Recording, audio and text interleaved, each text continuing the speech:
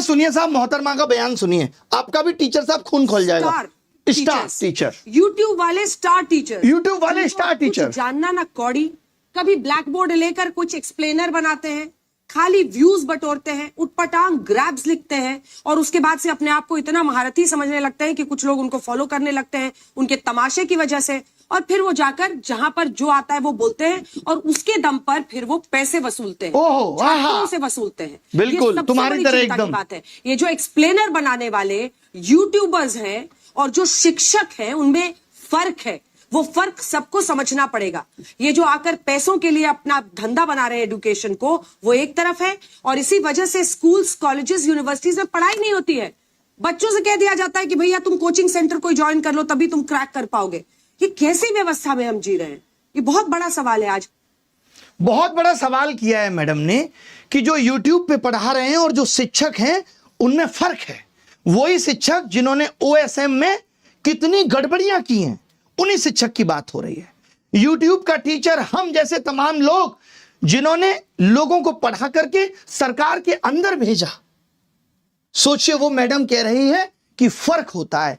फर्क madam real media और आपके जैसी चाटुकारी मीडिया में भी होता है। पता है आपको, यह समझना पड़ेगा।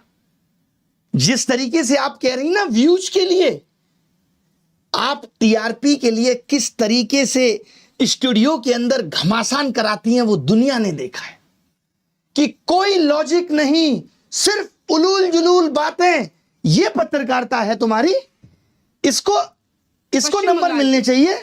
ये पत्रकारिता है लोगों के लिए। ये देखिए, झालमुड़ी सिर्फ एक स्ट्रीट फूड नहीं है, ये एक इमोशन है। ये इमोशन है झालमुड़ी, ओए होए, एक जज्बात है। गजब पत्रकारिता करती हैं। गलियों की आवाज है, हर रेलवे प्लेटफॉर्म की हलचल है, गंगा किनारे की ठंडी हवा के साथ घुला हुआ स्वाद है, जिसमें सरसों के तेल की तीखी खुशबू, हाय हाय, सरसों की तेल की तीखी खुशबू, चटपटाहट, उसी की सुंदरता है साहब।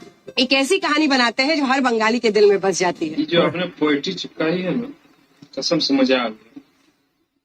सोचिए कैसे कैसे मीम बन रहे हैं तुम लोगों पे।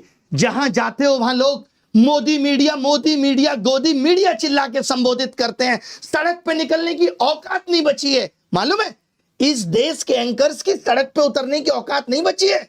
अब इनका जीवन स्टूडियो तक सीमित है। लोग गिरेबान पकड़ के पूछ लेंगे कि क्या कर रहे हो। आपको तो चौथा स्तंभ कहा जाता था। पिछले साल रैंकिंग 153 थी, इस साल 157 है, और वो यूट्यूब के एजुकेटर्स पे सवाल उठा रहे हैं। तुमने क्या किया भाई? कभी प्रधानमंत्री से तुम सवाल पूछ पाए? 56 इंच सीने के सामने तुम्हारा सीना तो आधा इंच का भी नहीं रहा।